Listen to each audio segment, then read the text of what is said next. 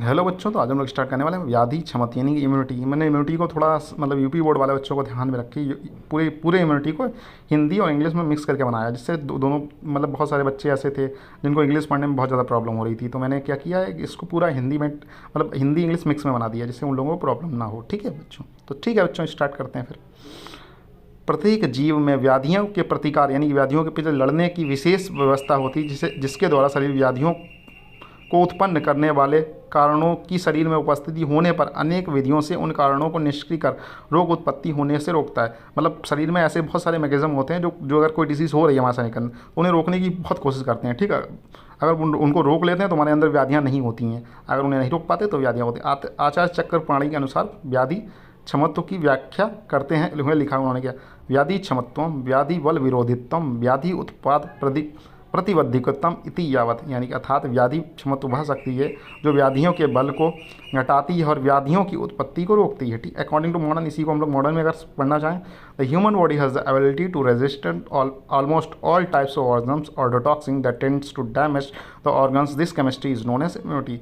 मनुष्य की व्याधि क्षमत्व या रोग प्रतिरोधक शक्ति क्षमता की तुलना निम्न दो शारीरिक भावों से की जाती है। हम लोग ये इसकी किन किन दो कंडीशन से करते हैं, एक तो ओज से करते हैं, दूसरा बल से करते हैं। ओज क्या है? रसादि नाम शुक्ल अनंता नाम धातु राम यत् परम तेजम तत्खलवत्तम ओजस्तेद बलम इति उच्यते, यानी शरीर का जो रस से लेकर शुक्र का जो सबसे उत्तम भाग होता है उसे ओज कहते हैं। ठीक है, इसके रहने से ही शरीर में, ठीक है, इसके रहने से ही शरीर में जीवन रहता है। अगर ये पूरी तरीके से नष्ट हो जाए तो आदमी की मृत्यु हो जाती है, सिंपल भाषा में अगर समझे तो स्वरूप क्या कहते हैं? सर्पी वर्णम मधुर रसम लाजा गंधी प्रजायते। ठीक है, ये जो कभी कभी पूछ लेता है, ये एमसीक्यू में पूछ लेता है। ठीक है, ओज नॉर्मली डायरेक्टली नहीं पूछेगा, लेकिन एमसीक्यू में पूछ लेगा इसका वर्ण कैसा है, तो ओज आचार शोषक के अनुसार सौम्य स्निग्ध शुक्ल वर्ण सी तथा मृदु होती है। ऊपर के ऊपर सबकी हिंदी लिखी है। सर्पी वर्णम मतलब सर्पी मतलब घी के समान, मधुर रसम मतलब मधुर रस, लाजा गंधी मतलब लाजा यानी कि लाख के गंध के समान। ठीक है, आचार्य। तो गुड़ की बात करें, गुरु शीत मृदु सलक्षण बहल मधुरम स्निग्ध प्रसन्न पिशलम स्निग्ध ओजोर 10 गुणा विस्मृतम। यहाँ तो काम आएगा आप लोगों के। ठीक है, साथ में ये अगर तंत्र में भी काम आएगा, वहाँ पर ओज मद और विश्व में अंतर पूछता है 10 नंबर में, तो ये यहाँ याद कर लेंगे, वहाँ याद कर लेंगे, काम आ जाएगा। ठीक है, श्लोक नहीं याद होता है कोई बात नहीं, आप हिंदी याद कर लीजिए, बहुत बहुत अच्छी बात है। गुरु शीत मृदु सलक्षण बहलम मधुर स्थिलम प्रसन्न पिश्चिल और स्निग्ध। ठीक है, इसके दो भेद बताएंगे। पर ओज, इसका स्थान हृदय होता है, प्रधान ओज। ठीक है, प्रमाण कितना है? अष्टबिंदु मतलब 8 बूंद। इसकी स्थिति में ही जीवन है, इसके नष्ट होने पर मृत्यु हो जाती है। ठीक है, अपर ओज कितना है? आधा अंजलि, ये संपूर्ण शरीर में फैला रहता है, वह अपर ओज है।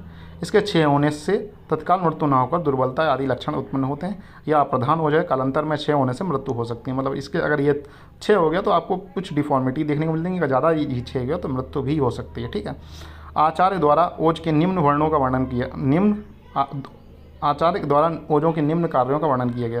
ओज से ही सभी मनुष्यों का जीवन धारण करते हैं। ओज शरीर का धारण एवं पोषण करता है। ओज ही शरीर का प्रकृत बल है। ओज हृदय में रहता हुआ समस्त चेष्टाओं के लिए शक्ति प्रदान करता है तथा शरीर को नष्ट होने से बचाता है। ओज का स्वर व वर्ण से प्रसन्न ओज से स्वर व वर्ण में प्रसन्नता आती है। ओज आयु का धारण करता है। ठीक है, ओज 6 के कारण आहारज है। क्षुधा लगने पर भोजन न करना, अनुचित काल में भोजन करना, मात्राहीन भोजन करना। विहारज का अत्यधिक श्रम करने से, मानसिक निरंतर क्रोध करने से, अत्यधिक चिंता करने से, शोक करने से। अन्य निदान है अभिघात और धातु 6। ठीक है, ओज की विकृतियाँ कभी कभी ये 5 नंबर में पूछ लेता है, ओज की विकृतियाँ कौन कौन सी हैं। ठीक, कभी कभी 5 नंबर में ओज की विकृतियाँ वगैरह क्वेश्चन शायद किसी यूनिवर्सिटी में पूछा था कर्नाटका साइड, तो हो सकता है आपके में भी डाल दे कभी कोई अच्छा क्वेश्चन, कभी कोई बना देते हैं, एक दो क्वेश्चन अच्छा बना दे, तो आप पढ़ के जाएंगे तो नहीं डाउट होगा। आचार्य शुक्ल ने विकृत हुए ओजों को निम्न 3 प्रकारों में की विकृतियों का वर्णन किया। ओज विभ्रंश, ओज व्यापद और ओज 6। ओज विभ्रंश में क्या? ओज अपने स्थान से चलायमान होने की प्रक्रिया को ओजो विभ्रंश कहते हैं। निम्नलिखित लक्षण है: संधियों में विश्लेष होना, गात्र सदन यानी कि शरीर के अंगों में पीड़ा होना, दोष चयन अर्थात दोषों का स्वस्थान से भ्रंश होना, शरीर की वाचिक व मानसिक क्रियाओं का रुक जाना। ठीक है, ओज व्यापद क्या होता है? स्वस्थान में स्थित दोष के द्वारा दूषित होना, मतलब जो ओज अपने स्थान पर ही है लेकिन कोई दोष आया, जैसे वात पित्त कफ आया, उसने उसे दूषित कर दिया। अंगों में जड़ता आएगी, गुरुगात्रता आएगी, वातजन्य शोथ आएगा, वर्ण आ जाएगा, गलानी आ जाएगी, तंद्रा आ जाएगी, निद्रा आ जाएगी। ठीक है, ये इसके लक्षण। और वैसे मैं तुम्हें अगर इसका ट्रिक बताऊँ तो ओज विभ्रंश में आप याद कर लीजिए, ओज व्यापद में जो आप तंद्रा निद्रा मतलब जो कफ वाले हैं, ठीक है, जो कफ वाले हैं वो लक्षण आप सारा लिख दोगे तब भी चल जाएगा, ठीक है।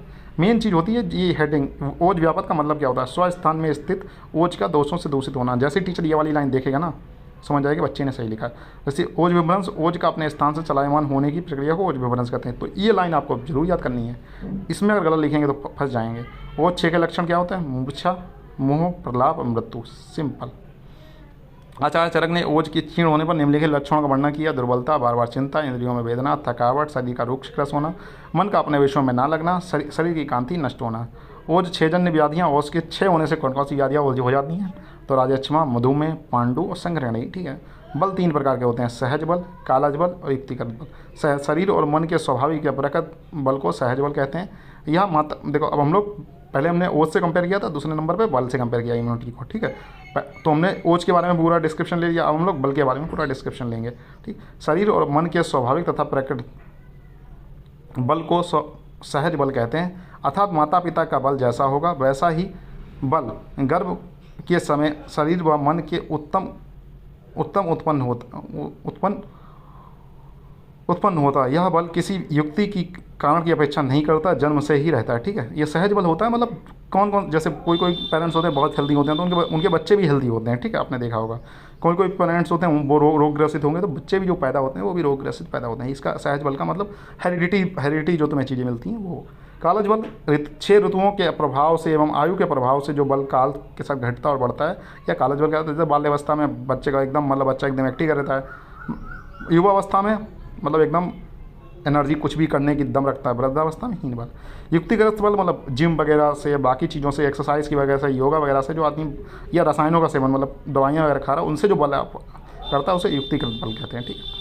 इसी को अगर इम्यूनिटी से कंपेयर करें तो इम्यूनिटी के टाइप, शरीर में व्याधि क्षमता बल को मुख्य रूप से 2 भागों में भाग, स्वाभाविक, उपार्जित, ठीक है। स्वाभाविक मतलब इन्नेट, वही मैंने बता दिया, सहज वाला इससे कंपेयर कर सकते हैं। उपार्जित मतलब वही युक्तिगत वाले को कंपेयर कर सकते हैं। उपार्जित एक्वायर्ड इम्यूनिटी, ठीक है। स्वाभाविक व्याधि क्षमता, इन्नेट इम्यूनिटी। स्वाभाविक व्याधि क्षमता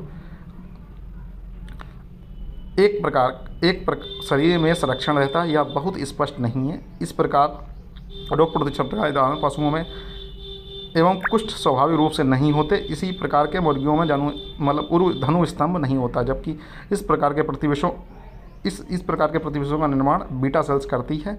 अब इसके 2 स्वाभाविक के इन्नेट के 2 प्रकार हैं, सेल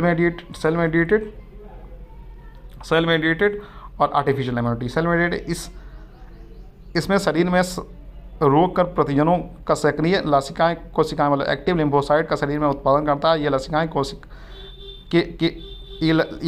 क्या करती हैं, शरीर में आए जीवाणु तथा अन्य कोशिकाओं को नष्ट करने की क्षमता रखती हैं। इस प्रकार के व्याधि क्षमत्व को सेल मेडिएटेड इम्यूनिटी कहते हैं, ठीक है। कृत्रिम व्याधि क्षमत्व क्या, जीवाणु, विषाणु। कृत्रिम व्याधि मतलब आर्टिफिशियल, जैसे आपको इसे सिंपल भाषा में आप लोग बताता हूँ, इतना पढ़ने की जरूरत नहीं। आर्टिफिशियल इम्यूनिटी क्या होती है, मतलब कोई आपको इन्फेक्शन वगैरह हुआ, ठीक है, जीवाणु एवं उनके विष सभी प्रतिजनों को शरीर में व्याधि क्षमता की भांति काम करते हैं। यदि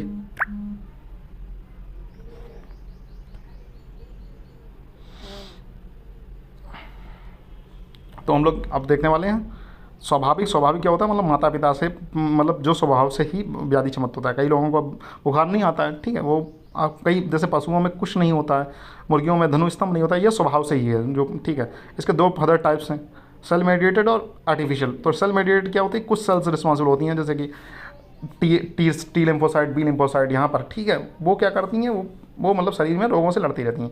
अब कृत्रिम व्याधि क्षमता मतलब कोई इन्फेक्शन वगैरह आपके शरीर में हुआ, उसके बाद उनके लिए एंटीबॉडीज शरीर में बन जाएंगी। एंटीबॉडीज़ बन गई तो एंटीबॉडीज़ बन के आपके शरीर में रखी हुई हैं। अगर दोबारा वो इन्फेक्शन होगा, वो एंटीबॉडीज जाके उस बीमारी को नष्ट करेंगी, ठीक है। ये हो गया आर्टिफिशियल एक्टिव इम्यूनिटी, ठीक है। एक्टिव इम्यूनिटी के 2 पार्ट हो गए, ठीक है। इसका हम लोग बात करें पैसिव एक्वायर्ड इम्यूनिटी। इसे उदासीन व्याधि क्षमता कहते हैं, इसलिए क्योंकि इस प्रकार के व्याधि क्षमता पर्याप्त शरीर की व्याधि क्षमता में निष्क्रिय रखा जाता है, क्योंकि रोग प्रतिरोधक प्रतिविषय बाहर से शरीर में प्रवेश। देखो एक्टिव क्या होता है, मतलब शरीर के अंदर ही आपको जितनी भी एंटीबॉडीज़ वगैरह बनाती हैं सेल्स, वो से, और पैसिव में क्या होता है, शरीर में बाहर से देते हैं। तो इसका हो सकता है प्रकृति और कृत्रिम। प्रकृति मतलब किसी को बीमारी हुई थी, उसके अंदर से आपने वो निकाल लिया, उस प्रतिविषय को निकाला, उसका सीरम वगैरह निकाला, उसी को बॉडी में इंजेक्ट कर दिया। अब कृत्रिम क्या हो गई, इसमें व्याधि पशुओं में ग्रस्त उत्पन्न कराकर तब प्राप्त किए गए अथवा जिस व्यक्ति को व्याधि उत्पन्न हो चुकी है वहाँ स्वस्थ हो रहा है उसके शरीर में से प्राप्त की जाती है। ठीक है, ठीक है। तो सिंपल भाषा में देखें तो देखो सिंपल भाषा में अगर पूरे को सिंपल भाषा में हम लोग कोरिलेट करना चाहें तो सेल मेडिएटेड इम्यूनिटी क्या, देखो इन्नेट इम्यूनिटी क्या होता है, innate for the two types होती है, सेल मेडिएटेड और आर्टिफिशियल एक्टिव इम्यूनिटी।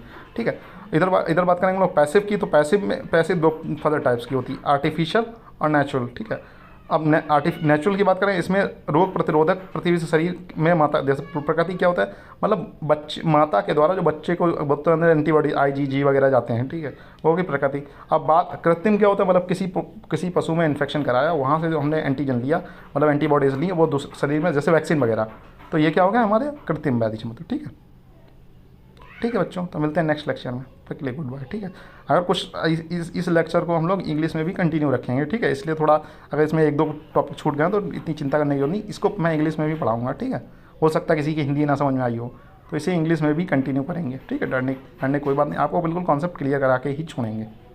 ठीक है बच्चों, तो मिलते हैं नेक्स्ट।